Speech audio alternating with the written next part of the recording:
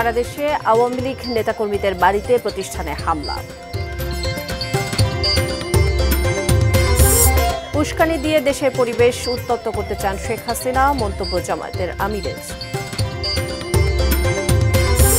ফতুল্লা থানা স্বেচ্ছাসেবক দলের যুগ্ম আহ্বায়ক মামুন খুন।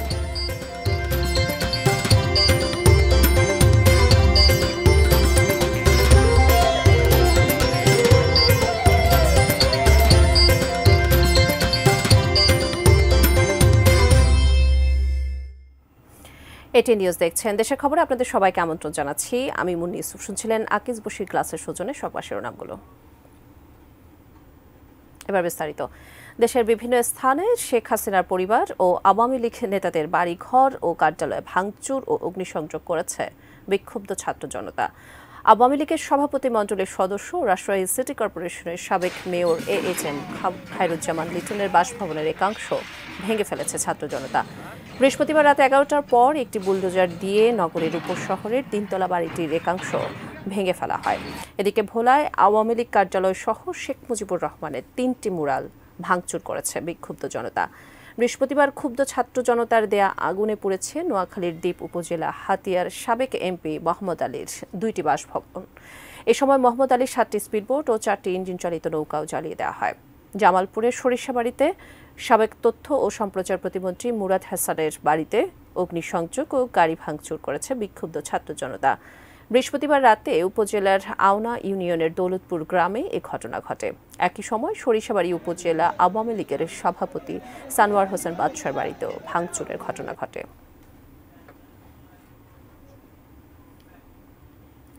শেখ হাসিনা পালিয়ে গিয়েও উস্কানি দিয়ে দেশে উত্তপ্ত পরিবেশ সৃষ্টি করতে চান বলে মন্তব্য করেছেন জামায়াতে ইসলামীর আমির ডাক্তার শফিকুর রহমান। সকালে নারায়ণগঞ্জের ওসমানী পৌর স্টেডিয়ামে জনসমাবেশে তিনি এ মন্তব্য করেন। পালিয়ে গিয়েও দেশকে অস্থির করার জন্য মাঝে মধ্যেই উস্কানিমূলক কর্মকাণ্ড করে থাকেন। সেই রকমই একটা উস্কানি 2-1 দিন আগে তারা দিয়েছিলেন। এদেশের মানুষের হাজার হাজার মানুষ যারা খুন হলো, গুম হলো, যারা রক্তাক্ত হয়ে পঙ্গু হয়ে এখন হাসপাতালের বেডে কাতরাচ্ছে, সেই সময় আপনারা আবার উস্কানি দেন। এইটা কি বাংলাদেশের মুক্তিপাগল মানুষ সহ্য করবে? সুতরাং উস্কানির কারণে যত পরিবেশ সৃষ্টি হবে তার সমুদয় দায় উস্কানিদাতাদেরকেই নিতে হবে। সমস্যার মূলে গিয়ে পার্বত্য এলাকার পরিস্থিতি সমাধান করতে হবে বললেন নৌ পরিবহন, শ্রম ও কর্মসংস্থান মন্ত্রণালয়ের উপদেষ্টা ব্রিগেডিয়ার জেনারেল অবসরপ্রাপ্ত ডক্টর M সাখাওয়াত হোসেন। সকালে বান্দরবান শহরের বৌদ্ধ অনাথালয় পরিদর্শনে গিয়ে তিনি একথা বলেন। এ সময় মিয়ানমারের সাথে বাণিজ্য বাড়াতে বান্দরবান সীমান্তের ঘুমধুম এলাকায় নতুন স্থলবন্দর করার চিন্তা ভাবনা করছে বলেও জানান উপদেষ্টা। অনুষ্ঠানে অন্যান্যদের মধ্যে উপস্থিত ছিলেন সেনাবাহিনীর বান্দরবানের region commander brigadier general Mohammad Rakib ও জেলা প্রশাসক শামীম আরার রিনি।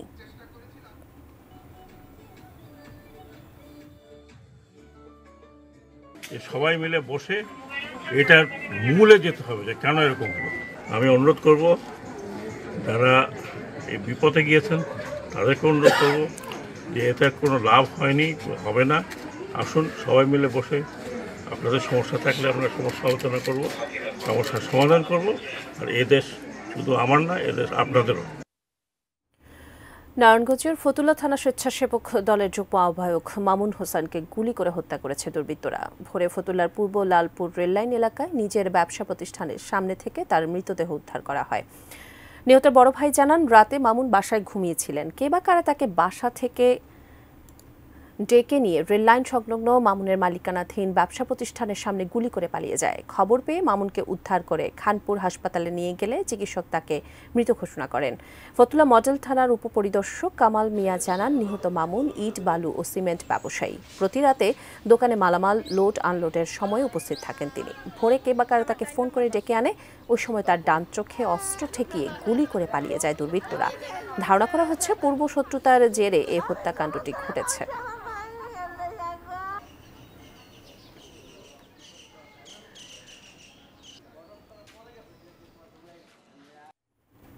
সংবাদের এ পর্যায়ে নিচ্ছে একটি বিরতি। ফিরে এসে অন্যান্য খবরের সঙ্গে আরও যা থাকছে।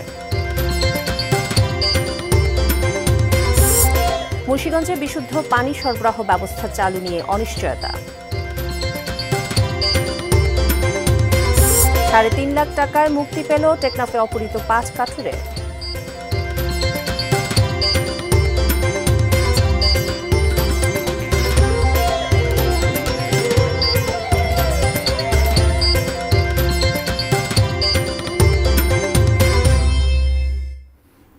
বিরতির পর আরও একবার আমন্ত্রণ দেশের খবরে। প্রায় 7 বছর অপেক্ষার পর মুন্সিগঞ্জের ওয়াটার ট্রিটমেন্ট প্ল্যান্টটির ট্রায়াল শুরু হলেও তা বন্ধ হয়ে গেছে। এ নিয়ে উদ্বেগ বেড়েছে মুন্সিগঞ্জ পৌরবাসীর। কর্তৃপক্ষ অবশ্য দ্রুতই পানি সরবরাহের আশ্বাস দিচ্ছেন। মুন্সিগঞ্জ প্রতিনিধি বুতোষ চৌধুরী নুপুরের তথ্য, ছবিতে ডেস্ক রিপোর্ট। দিনরাত নদী থেকে পানি তুলে আনা, সে পানি চেম্বার থেকে চেম্বারে স্থানান্তর, আর বড় বড় মোটর ও যন্ত্র চলার আওয়াজ। তবে সে আওয়াজ জনমনে বিরক্তি তৈরি না করে বরং বিশুদ্ধ পানি পাওয়ার আশার সঞ্চার করেছিল। দীর্ঘ 7 বছর অপেক্ষার পর মুন্সিগঞ্জ শহরের ওয়াটার ট্রিটমেন্ট প্ল্যান্টটি হস্তান্তরের অপেক্ষায়। তবে সপ্তাহখানিক চলে আবারও তা বন্ধ হওয়ায় মানুষের মাঝে প্রশ্ন, আদৌ পানি মিলবে তো? 2018 সালে মুন্সিগঞ্জ পৌর এলাকার হাট লক্ষ্মীগঞ্জে প্রায় 10.5 কোটি টাকা ব্যয়ে 25% জায়গা জুড়ে ওয়াটার ট্রিটমেন্ট প্ল্যান্টের কাজ পায় স্বপ্নধারা নামে একটি প্রতিষ্ঠান। প্ল্যান্টে ধলেশ্বরী নদীর পানি বিশুদ্ধ করে প্রতি ঘন্টায় প্রায় 3.5 লাখ লিটার করে সরবরাহ করার কথা পৌরবাসীর কাছে। প্রকল্পের কাজে বিভিন্ন সময়ে নিম্নমানের পাইপ ব্যবহার সহ নানা অভিযোগ আসে। সেসব ত্রুটি সংশোধন করে অবশেষে 2023-এর জুলাইয়ে কাজ শেষ হয়। 1.5 বছরের বেশি সময় বন্ধ থাকার পর সম্প্রতি আবার যখন প্ল্যান্টের ট্রায়াল শুরু হয়েছিল, তখন যেন আশার আলো দেখেছিলেন পৌরবাসী। তবে সে আশার মাঝেও কালো মেঘের ছায়া। 7-8 দিন পরই আবারও বন্ধ ট্রায়াল।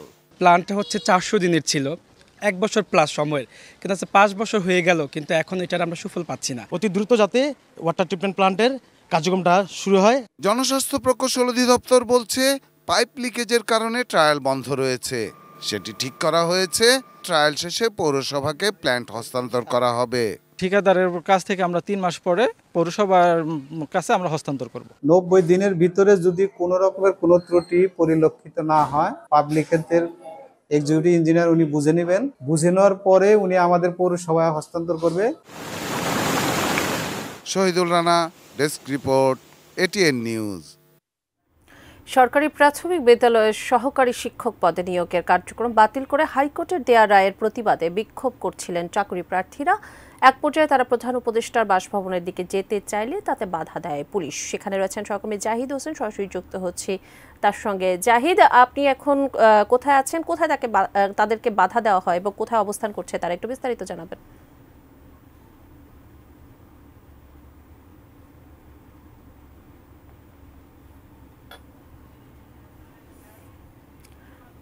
জাহিদ, আপনি শুনতে পারছেন নিশ্চয়ই? চট্টগ্রাম বিভাগে যে সকল প্রাথমিকের শিক্ষকরা ইতিমধ্যেই নিয়োগের জন্য সকল ধাপ অতিক্রম করে এসেছিলেন, গতকাল সেই শিক্ষকদের নিয়োগ বাতিল করা হয় হাইকোর্ট থেকে, এবং সেখানে তারা সংখ্যায় প্রায় 6,500। তারা আসলে সেই নিয়োগ বাতিলের প্রক্রিয়া যাতে না হয় তার সেজন্যই মূলত আজকে দাবি নিয়ে প্রধান উপদেষ্টার বাসভবনের মুখে তারা যাচ্ছিলেন, এবং যাওয়ার সেই বাসভবনের একটু আগেই মূলত তারা পুলিশি বাধায় তারা এই সড়কে বসে যান, এবং সড়কে এখন বসে তাদের দাবি দেওয়াগুলো তারা তুলে ধরছেন। তারা বিক্ষোভ প্রদর্শন করছেন, তারা স্লোগানে তারা তাদের দাবি দেওয়াগুলো তুলে ধরছেন, এবং তারা বলছেন যে তাদের এই নিয়োগটা শেষ পর্যায়ে আটকে দেওয়াটা এই মুহূর্তে তারা খুব বেশি তারা বিপদগ্রস্ত হবেন, এবং তাদের যে সকল পারিবারিক যে বিষয়গুলো কিংবা তাদের ব্যক্তি জীবনে অনেক বেশি নেতিবাচক প্রভাব পড়বে। এবং তারা বলছেন তারা যোগ্যতা দিয়ে তাদের এই সকল প্রক্রিয়া তারা শেষ করে এসেছেন, এবং অন্যান্য 5টি বিভাগের যে নিয়োগ প্রক্রিয়া সেটিও ইতিমধ্যে শেষ হয়েছে। কাজেই এরকম একটি পরিস্থিতির মধ্যে এসে তাদের নিয়োগটি বাতিল হওয়া, বিশেষ করে ঢাকা চট্টগ্রামের যে নিয়োগটি বাতিল হওয়া, তারা বলছেন তাদের সঙ্গে বৈষম্য করা হয়েছে। আমরা আমাদের শিক্ষককে পেয়েছি, তার কাছ থেকে শুনতে চাই আপনাদের আসলে আজকের দাবি দেওয়াটা কি সংক্ষেপে বলবেন আমাদেরকে? জি, আমাদের দাবি দেওয়া হচ্ছে আমাদেরকে যোগদান দিতে হবে, আমাদের যোগদান আমরা চাই। আপনারা সকলেই জানেন যে আমাদের প্রাইমারি 3য় ধাপ, আমরা 3য় ধাপে সুপারিশপ্রাপ্ত শিক্ষক, আমাদের এই অন্তর্বর্তী সরকার আমাদের সুপারিশপ্রাপ্ত করেছে। এই জনপ্রশাসন মন্ত্রণালয়, আইন মন্ত্রণালয় ও প্রাথমিক গণশিক্ষা মন্ত্রণালয়ের অনুমতি সাপেক্ষে আমাদের ফলাফল হয়েছে। তবুও কেন হাইকোর্টের বিচারক আমাদের ন্যায্য অধিকারকে, আমাদের দাবি দাবাকে আমাদের বিপক্ষে রায় দিয়ে আমাদের 6,531 জন সুপারিশপ্রাপ্তদের বাতিল করে ফলাফল পুরোপুরিভাবে বাতিল করে দিয়েছে। এই ন্যায্য দাবিতে আমরা আজকে এসেছি, শান্তিপূর্ণভাবে মানববন্ধন করতে এসেছি। সেখানে এই পুলিশ আমাদেরকে লাঠিচার্জ করছে। দেখেন, আমাদের হাত রক্তাক্ত করেছে, আমার ভাইকে রক্তাক্ত করেছে। আমরা জানতে চাই, আমরা শান্তিপূর্ণভাবে দাবি আদায় করতে এসেছি, এখানে কেন আমাদের উপর লাঠিচার্জ? যেটা শুনছিলাম যে আসলে আন্দোলনকারীদের তারা দাবি করছিলেন তাদের দাবিটি খুবই অহিংস ছিল, সেখানে পুলিশ লাঠিচার্জ করে তাদেরকে ছত্রভঙ্গ করার চেষ্টা করেছে। তারা তার বিক্ষুব্ধ হয়ে তার প্রতিবাদ জানাচ্ছেন এবং তাদের যে মূল যে দাবি তারা বলছেন যে তাদের যে নিয়োগ প্রক্রিয়া তারা বাতিল হওয়াটা তারা খুবই অযৌক্তিকের একটি সিদ্ধান্তের তারা শিকার। তারা গতকালকেও কিন্তু হাইকোর্ট প্রাঙ্গণে তারা বেশ বিক্ষোভ প্রদর্শন করেছেন, তারা কান্নায় ভেঙে পড়ার দৃশ্য আমরা দেখেছি এবং তারই একটি প্রতিক্রিয়া, একটি অনুষ্ঠান হিসেবে আজকে তারা আবারও সড়কে নেমেছেন এবং সেই সড়কে নামার যেই কর্মসূচি তারা দুপুরের পর থেকে, জুমার পর থেকেই শুরু করেছেন এবং এই মুহূর্তে তারা যেহেতু পুলিশে বাধায় তারা পড়েছেন এবং সেই পুলিশে বাধায় পড়ার কারণে প্রধান উপদেষ্টার বাসভবনের সামনে সড়কে তারা বসে পড়েছেন। তারা বলছেন তাদের যে দাবি সেটি আসলে মেনে নেওয়া না পর্যন্ত তারা এই সড়ক ছাড়বেন না। আপাতত প্রধান উপদেষ্টার বাসভবন থেকে ছিল আমার কাছে সর্বশেষ। মনে ধন্যবাদ জাহিদা আপনাকে। দর্শক, যুক্ত হয়েছিলেন সহকর্মী জাহিদ হোসেন। কক্সবাজারের টেকনাফে অপহৃত ৫ জনকে ৩,৪০,০০০ টাকা মুক্তিপণের বিনিময়ে 2 দিন পর আজ ছেড়ে দিয়েছে দুর্বৃত্তরা। ভোরে তাদেরকে টেকনাফের হিলার পানখালি পাহাড়ের পাদদেশে ছেড়ে দেওয়া হয়। গত বুধবার বাহারছড়া ইউনিয়নের পাহাড়ি এলাকায় অস্ত্রের মুখে ৫ কাঠুরেকে জিম্মি করে নিয়ে যায় দুর্বৃত্তরা। পরে তাদের স্বজনদের কাছে মোবাইল ফোনে ৫ লাখ টাকা মুক্তিপণ দাবি করে। কয়েক দফা আলোচনার পর ৫ জনের পরিবার মোট ৩,৪০,০০০ টাকা মুক্তিপণ দিলে অপহৃতদের ছেড়ে দেওয়া হয়। টেকনাফ মডেল থানার ওসি মোহাম্মদ গিয়াসউদ্দিন জানান, টেকনাফের বিভিন্ন পাহাড়ি এলাকায় সাঁড়াশি অভিযানের কারণে অপহরণকারীরা তাদের ছেড়ে দিয়েছে।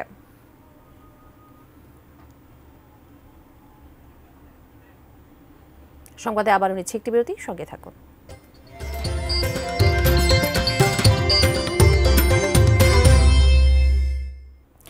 বিরতির পর আরও একবার আমন্ত্রণ দেশের খবরে। মানিকগঞ্জের দরিদ্র পরিবারের মেধাবী মেয়ে নন্দিনী রানী সরকার এবার ঢাকা মেডিকেল কলেজে ভর্তির সুযোগ পেয়েছেন। এত খুশির মধ্যেও মেডিকেলে পড়ানোর খরচ নিয়ে দুশ্চিন্তায় তার পরিবার। তবে এরই মধ্যে নন্দিনীর পাশে দাঁড়িয়েছেন বিএনপির ভারপ্রাপ্ত চেয়ারম্যান তারেক রহমান। মানিকগঞ্জ প্রতিনিধি আবুল কালাম আজাদের তথ্য ছবিতে ডেস্ক রিপোর্ট।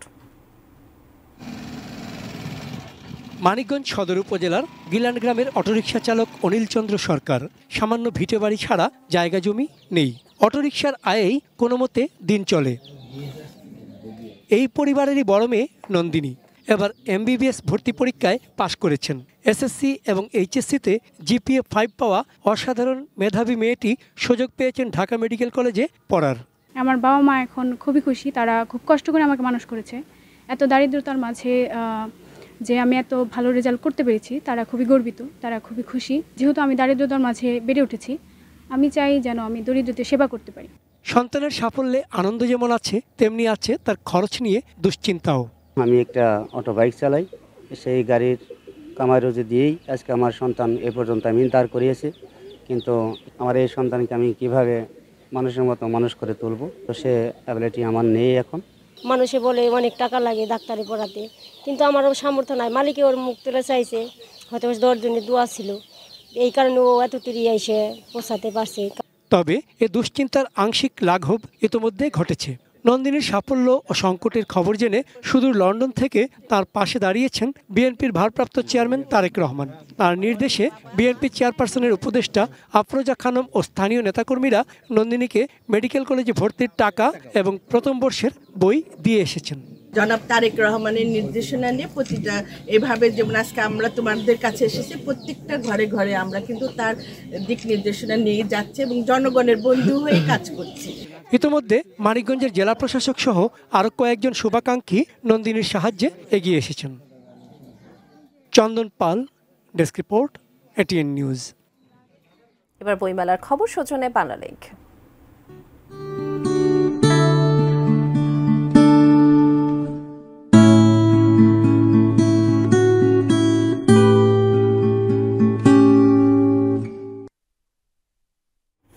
বইমেলা শুরুর পর আজই প্রথম সাপ্তাহিক ছুটির দিন। ছুটির দিনে বেশ জমে উঠতে শুরু করেছে বইমেলা। বিস্তারিত জানাতে যুক্ত হচ্ছেন সহকর্মী সাদিয়া আফরোজ। সাদিয়া, বই প্রেমীদের ভিড় কেমন দেখছেন? আজ কয়টি বই এলো মেলায়?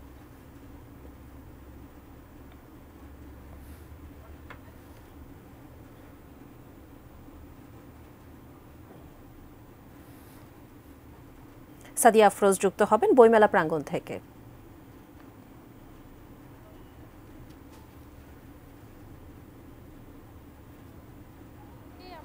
জানেন যে আজকে যেহেতু সকাল 11টায় মেলা প্রাঙ্গণ খুলেছে, তাই সকাল থেকেই টুকটাক ভিড় জমছিল এবং এখনও অনেকেই আসা শুরু করেছেন বা আসছেন। সেই জায়গা থেকে আসলে মেলা প্রাঙ্গণে কিছুটা জমজমাট আজকে মেলা প্রাঙ্গণ বলা যায়। আমরা আছি বাংলা একাডেমি প্রাঙ্গণে এবং এখানে সাধারণ যারা উৎসুক পাঠক এবং যারা ক্রেতা বই ক্রেতা তাদের ভিড় আমরা লক্ষ্য করছি। এবং একই সাথে আপনাকে জানাই যে গতকাল পর্যন্ত আমরা প্রায় 2 শতাধিক বইয়ের প্রকাশ হয়েছে। আজকে হয়তো বেলা গড়ানোর সাথে সাথে আমরা জানতে পারবো ঠিক কতগুলো বই আজকে নতুনভাবে প্রকাশ হচ্ছে।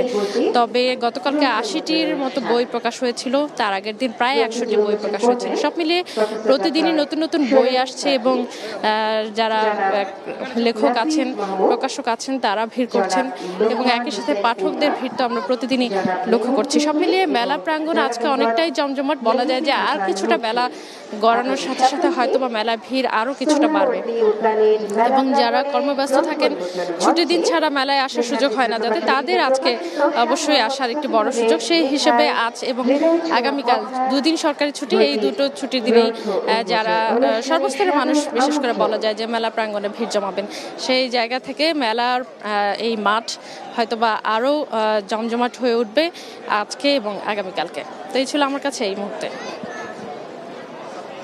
প্রাঙ্গণ থেকে যুক্ত হয়েছিলেন সহকর্মী সাদিয়া আফরোজ। শেষ করব দেশের খবর, তবে তার আগে আকিজ বশির ক্লাসের সৌজন্যে শিরোনামগুলো দেখে নেব আরও একবার। সারা দেশে আওয়ামী লীগ নেতাকর্মীদের বাড়িতে প্রতিষ্ঠানে হামলা। উস্কানি দিয়ে দেশের পরিবেশ উত্তপ্ত করতে চান শেখ হাসিনা, মন্তব্য জামায়াতের আমিরের। ফতুল্লা থানা স্বেচ্ছাসেবক দলের যুগ্ম আহ্বায়ক মামুন খুন। মুন্সিগঞ্জে বিশুদ্ধ পানি সরবরাহ ব্যবস্থা চালু নিয়ে অনিশ্চয়তা। এবং 3.5 লাখ টাকায় মুক্তি পেল টেকনাফে অপহৃত 5 কাঠুরে।